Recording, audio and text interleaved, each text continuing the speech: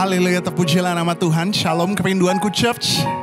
Senang jumpa dengan saudara. Saya Pastor Binsar Nikodemus akan kembali membawakan renungan di pagi hari ini dalam segmen kerinduanku. Tahukah saudara bahwa dalam hidup kita punya sikap yang bisa mencuri sukacita kita. Sikap apa itu? Tapi sebelumnya sama-sama kita mau satukan hati kita bersatu di dalam doa.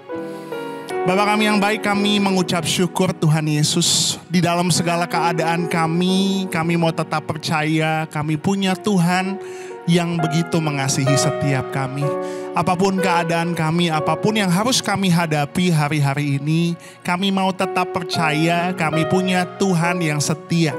Engkau Tuhan yang tak pernah meninggalkan dan membiarkan kami. Bahkan dalam segala keadaan kami mau tetap percaya bahwa rencanamu, rancanganmu pasti yang terbaik bagi setiap kami. Terima kasih Tuhan, kami mau datang mengucap syukur, berterima kasih untuk segala kebaikan-Mu, untuk kasih karunia-Mu di sepanjang kehidupan kami.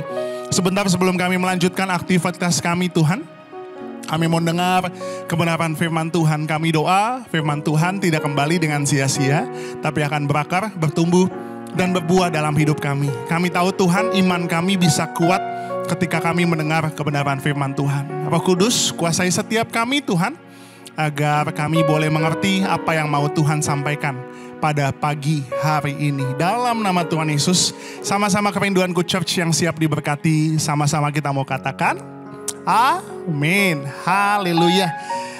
Seperti yang sudah tadi saya katakan bahwa kita punya satu sikap yang mencuri sukacita kita. Apa itu? Yaitu membandingkan diri kita dengan orang lain. Ada suatu quotes yang bilang, comparison is the thief of joy. Membandingkan diri kita dapat mencuri sukacita kita.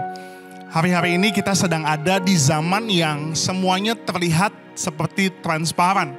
Kita bisa melihat kehidupan orang lain dengan mudah di sosial media mereka. Sehingga itu yang membuat kita tergoda untuk membandingkan diri kita dengan orang lain. Untuk membandingkan apa yang kita miliki, kita gak fokus sama apa yang kita miliki, kita fokus sama apa yang orang lain punya.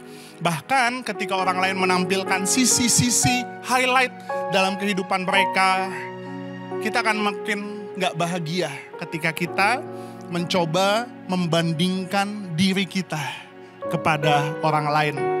Jadi berbicara tentang perbandingan diri memang gak ada habisnya saudara. Ketika kita lebih hebat dari orang lain, kita akan bisa menjadi sombong. Tetapi ketika orang lain lebih hebat dari kita bisa jadi minder, kita jadi gak percaya diri, kita jadi mempertanyakan, Tuhan kenapa aku seperti ini? Untuk itu ada 3 hal yang perlu kita ketahui, yang kita perlu percaya supaya kita gak gampang untuk membandingkan diri kita sama orang lain. Apa itu? Untuk kita fokus, yang pertama fokus kita adalah kita harus percaya bahwa Tuhan punya tujuan dalam hidup kita. Setiap manusia diciptakan dengan tujuannya masing-masing. Mic yang saya gunakan, mic ini berfungsi untuk memperkeras suara saya. Berbeda dengan tujuan dari mimbar ini. Mimbar ini menyangga untuk saya bisa berkhotbah di mimbar ini. Berbeda dengan handphone yang saya pegang, fungsi tujuannya berbeda. Ketika kita tahu tujuan kita berbeda dari orang lain, kita akan sangat mudah untuk tidak membandingkan diri kita dengan orang lain. Misalnya orang lain dengan umur yang sama, dia punya pencapaian yang berbeda dengan kita gak gampang membandingin diri kita sama mereka. Kenapa? Karena kita sadar, kita tahu, kita punya tujuan dan berbeda dengan tujuan yang dia miliki. Tahukah saudara bahwa hidup ini seperti perjalanan. Ujung perjalanannya kapan? Ketika nanti Tuhan panggil kita. Yang namanya perjalanan pasti ada yang namanya yang pertama tujuan, kita mau kemana. Dan Tuhan sudah menetapkan tujuan kita bahkan jauh sebelum kita dilahirkan. Firman Tuhan katakan seperti ini, Amsal 16 ayat yang keempat. Tuhan membuat segala sesuatu untuk tujuannya masing-masing. Bahkan orang fasik dibuatnya untuk hari malapetaka. So, Jangan bandingin diri kamu sama orang lain karena kamu diciptakan berbeda dengan mereka. Mereka punya tujuannya sendiri, kita pun punya tujuan kita yang Tuhan sudah telah tetapkan. So, gak usah fokus sama tujuan orang lain, fokus sama tujuan Tuhan dalam hidup kita. Yeremia 29 ayat 11 katakan, sebab aku mengetahui rancangan-rancangan apa yang ada padaku mengenai kamu. Demikianlah firman Tuhan, yaitu rancangan damai sejahtera dan bukan rancangan kecelakaan, untuk memberikan kepadamu hari depan yang penuh harapan. Kita kembali diingatkan bahwa di dalam Tuhan, Dia tahu rancangan dalam hidup kita. Bukan rancangan kecelakaan, tapi rancangan damai sejahtera. Dan yang paling penting adalah Dia akan memberikan hari depan yang penuh harapan bagi setiap kita. Kalau hari ini engkau mulai tergoda untuk ngebandingin diri kamu sama orang lain, just because mereka lebih hebat, mereka kelihatannya lebih tinggi jabatannya, lebih tinggi gajinya dan lain sebagainya. Stop bandingin diri kamu, karena Tuhan punya tujuan yang spesifik dalam hidup kamu. Yang kedua, supaya kita gak ngebandingin diri kita sama yang lain, kita harus percaya sama jalannya Tuhan. Jadi tadi kita sudah bahas, hidup ini seperti perjalanan. Ada yang namanya tujuan, ada juga jalan yang harus kita pilih. Dan jalan terbaik yang harus kita pilih adalah jalannya Tuhan. Seringkali kita manusia memikirkan jalan-jalan kita sendiri. Firman Tuhan katakan manusia memikirkan jalannya, tapi rencana Tuhanlah yang jadi.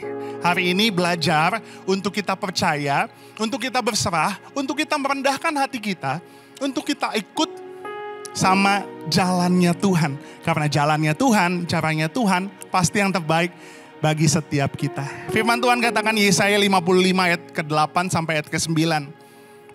Sebab rancanganku bukanlah rancanganmu dan jalanmu bukanlah jalanku. Demikianlah firman Tuhan, seperti tingginya langit dari bumi, demikianlah tingginya jalanku dari jalanmu dan rancanganku dari rancanganmu. Bayangin saudara, jalan kita sama jalannya Tuhan seperti langit dan bumi, artinya berbeda jauh. Seringkali kita manusia suka memikirkan jalan kita sendiri. Kita pikir kalau caranya ini pasti yang terbaik. Belum tentu. Karena Amsal katakan, Amsal 16 ayat 25, ada jalan yang disangka lurus, tetapi ujungnya menuju maut. So, apa yang harus kita lakukan? Berserah pada rancangannya Tuhan dan belajar untuk rendahkan hati kita untuk ikut sama jalannya Tuhan. Pernahkah saudara memakai Google Maps atau Waze atau Waze? Ketika saudara pakai Google Maps, kenapa saudara pakai Google Maps? Karena saudara percaya kalau saudara pakai Google Maps, saudara akan sampai ke tujuan saudara. Nah, begitu juga dalam hidup kita. Apakah saudara percaya bahwa tujuan Tuhan yang terbaik? Nah, ketika saudara percaya tujuan Tuhan yang terbaik, maka saudara mau untuk ikut kemana Tuhan menuntun langkah kita. Pernah gak sih kita pakai Google Maps, tapi kita gak ikutin jalan di Google Maps? Yang ada yang pertama kita bisa nyasar, yang kedua sampai sih, tapi nyampenya lebih lama. Makanya hari ini kita belajar. Yang pertama, kita percaya bahwa rancangan Tuhan, tujuan Tuhan yang terbaik buat kita. Yang kedua, rendahkan hati kita untuk mau dituntun sama jalannya Tuhan. Seringkali kita manusia mencoba memilih jalan kita sendiri, padahal firman Tuhan katakan ada jalan yang disangka lurus, kita pikir baik, tapi ujungnya menuju maut. Kembali lagi ke ilustrasi perjalanan tadi. Yang pertama ada tujuan, yang kedua ada jalannya untuk kita bisa sampai ke tujuan kita masing-masing. Dan yang ketiga, pasti ada yang namanya waktu tempuh. Kita harus percaya yang ketiga, percaya bahwa waktu Tuhan pasti yang terbaik. Kembali lagi ke konteks membandingkan diri sama orang lain. Seringkali kita pikir, kok dia lebih cepat naik? Kok dia lebih cepat dapat kerjaan? Kok dia lebih cepat lulus? Kok dia lebih cepat sukses dan lain sebagainya? Sehingga kita mulai mikir, aduh kayaknya Tuhan terlambat ya. Aduh apa aku terlambat ya? Aku waktunya on time gak ya? Tapi teman-teman, saudara harus percaya bahwa ketika kita menyerahkan hidup kita sama Tuhan, waktu Tuhan pasti yang terbaik. Jangan terlalu terburu-buru. Biasanya sesuatu yang instan tuh gak baik. Makanya kita harus taat sama prosesnya, sama waktunya Tuhan. Firman Tuhan katakan, Pengkhotbah 3 ayat yang ke-11. Ia membuat segala sesuatu indah pada waktunya. Bahkan ia memberikan kekekalan dalam hati mereka. Tetapi manusia tidak dapat menyelami pekerjaan yang dilakukan Allah dari awal sampai akhir. Seringkali kita bertanya-tanya kan sama Tuhan. Tuhan, aku kapan? Kok dia udah? Kok dia lebih cepat? Tapi hari ini coba datang sama Tuhan, belajar untuk menyelami apa sih maksud Tuhan dalam setiap waktu-waktu, setiap proses yang Tuhan izinkan terjadi dalam hidup kita. Percayalah, kalau hidupmu ada di dalam Tuhan, pasti segala sesuatunya indah pada waktunya. So, kesimpulannya adalah hidup ini adalah sebuah perjalanan. Yang kita harus percaya di dalam Tuhan, Tuhan sudah menetapkan tujuannya buat kita. Jadi gak usah, dalam perjalanan gak usah kita ngebandingin diri sama kanan sama kiri. Fokus aja sama tujuan yang Tuhan mau dalam hidup kita. Yang kedua, belajar untuk rendahkan hati kita, ikutin jalannya Tuhan. Bawa dia, percaya bahwa dia akan membawa kita kepada tujuannya yang sempurna. Dan yang ketiga, yang terakhir, tetap percaya bahwa waktunya Tuhan pasti yang terbaik dalam kehidupan kita. Percaya tujuannya, percaya jalannya, dan percaya waktunya pasti yang terbaik. Sama-sama kita mau datang sama Tuhan. Kami mengucap syukur Tuhan bahwa waktu-Mu pasti yang terbaik dalam hidup kami. Kami mau berserah, kami mau berharap, kami mau fokus sama tujuan-Mu dalam hidup kami. Haleluya. Tak selalu Tuhan menjawab doa, namun Dia memberi yang terbaik di waktu yang tepat. Izinkanlah Tuhan untuk bekerja, yang mustahil menjadi mungkin oleh karena percaya. Yesus mendengar lebih dari yang kudoakan. Yesus menjawab lebih dari yang kuharapkan. Dengan caranya di waktu yang tepat, ku kan melihat Dia jadikan semua. Sama-sama dengan iman percayamu.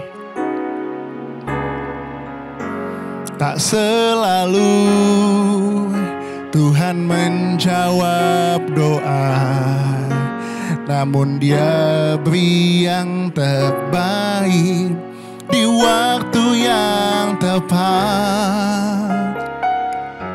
Izinkanlah Tuhan untuk bekerja, yang mustahil menjadi mungkin oleh karena percaya.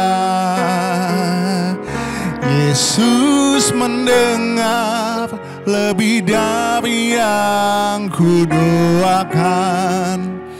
Yesus menjawab lebih dari yang kuharapkan.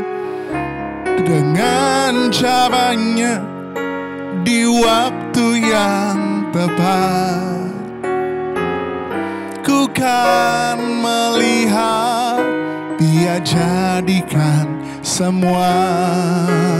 Oh, ku kan melihat Dia jadikan semua. Ku kan melihat Dia jadikan semua. Kami mengucap syukur Tuhan. Kami mau belajar untuk percaya bahwa tujuan-Mu, rancangan-Mu atas hidup kami adalah yang terbaik. Sehingga kami gak sibuk buat ngebandingin diri kami sama orang lain. Ngebandingin pencapaian kami sama orang lain. Ngebandingin apa yang kami miliki sama apa yang orang lain miliki. Ajar kami untuk berserah pada jalannya Tuhan. Sekalipun kami gak ngerti. Sekalipun jalan-jalan itu terlihat tidak terbuka. Tapi kami percaya Tuhan mau pimpin kami untuk membawa kami ke tujuan yang Tuhan telah rancangkan bagi setiap kami.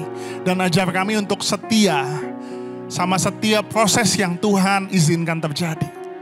Kapan waktunya, kami mau berserah kepada waktu-Mu. Karena kami percaya waktu Tuhan pasti yang terbaik dalam hidup kami. Ajar kami untuk selalu mengucap syukur atas segala proses yang Tuhan boleh izinkan. Kami gak mau fokus sama pencapaian, sama timeline-nya orang lain, tapi kami mau berserah, kami mau percaya timeline Tuhan dalam hidup kami. Terima kasih Bapa, ini kami anak-anak-Mu, kami siap memulai hari ini dengan penuh ucapan syukur. Bawa kami di dalam jalan-Mu, pimpin kami di setiap hari kami. Dalam nama Tuhan Yesus, sama-sama semua yang disayang Tuhan Yesus, Kerinduanku Church, sama-sama kita mau katakan, amin. Haleluya. Puji Tuhan. Tuhan Yesus memberkati kita semua. Dan jangan lupa yang punya surga, crazy in love with you. God bless you.